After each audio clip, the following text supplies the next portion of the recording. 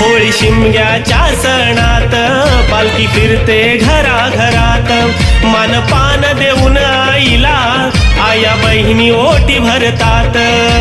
गावदेवी आई तू म्हडाळ गावाची नावाची, काळेश्वरी आई नावाची. होळी शिमग्याच्या सणात पालखी फिरते घराघरात, मानपान देऊन आईला आया बहिणी ओटी भरतात.